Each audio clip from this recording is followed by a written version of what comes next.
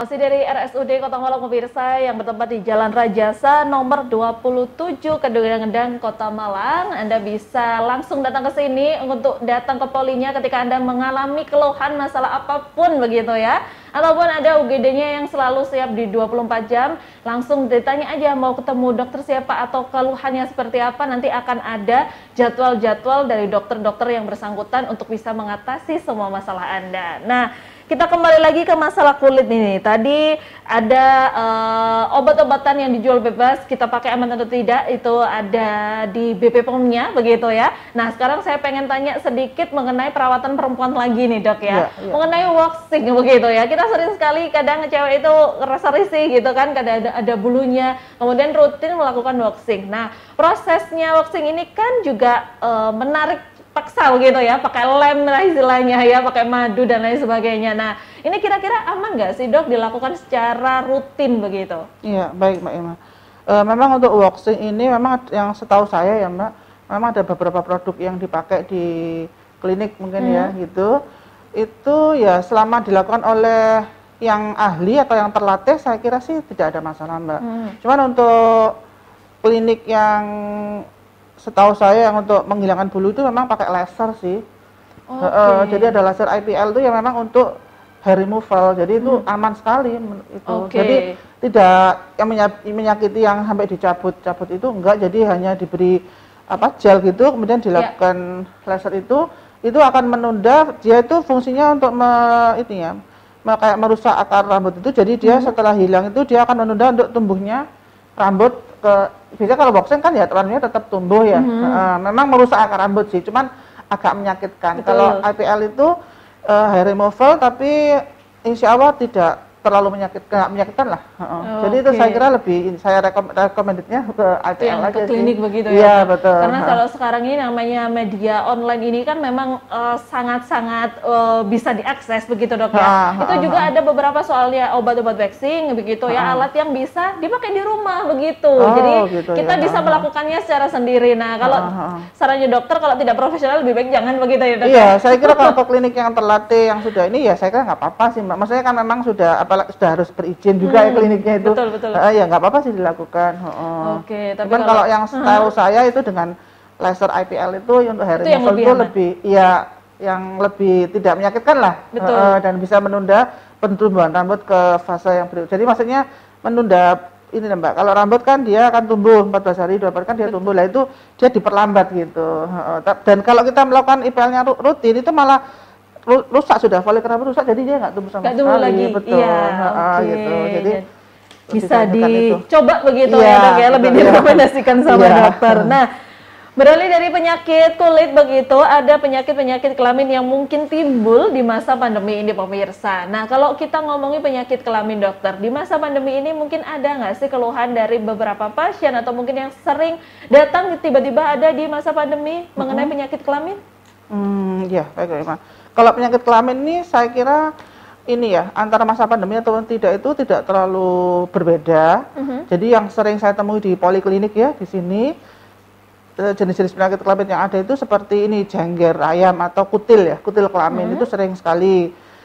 Kemudian gonore atau kencing nanah itu masih banyak ya di masyarakat saya kira.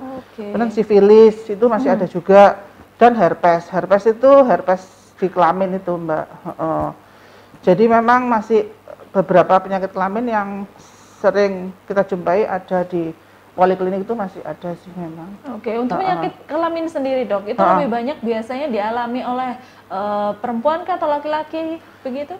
Kalau untuk jenis kelamin saya kira kok nggak terlalu banyak beda ya. Jadi perempuan juga banyak. Bisa dialami siapa saja kalau begitu ya? Betul.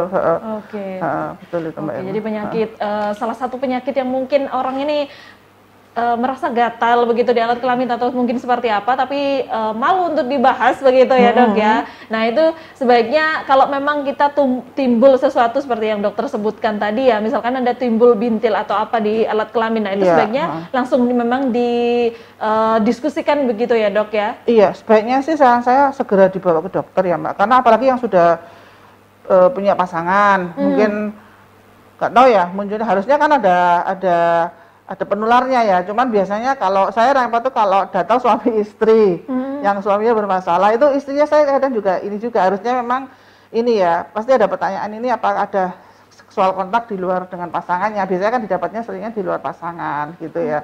Jadi memang sebaiknya harus ya, kalau memang ada keluhan penyakit kelamin tuh harus diobatin, karena apalagi sudah bersuami istri itu akan jadi pingpong fenomen kalau nggak diobatin. Jadi misalnya suaminya ada kutil kelamin, nggak diobatin pasti nanti akan menular ke istrinya, betul.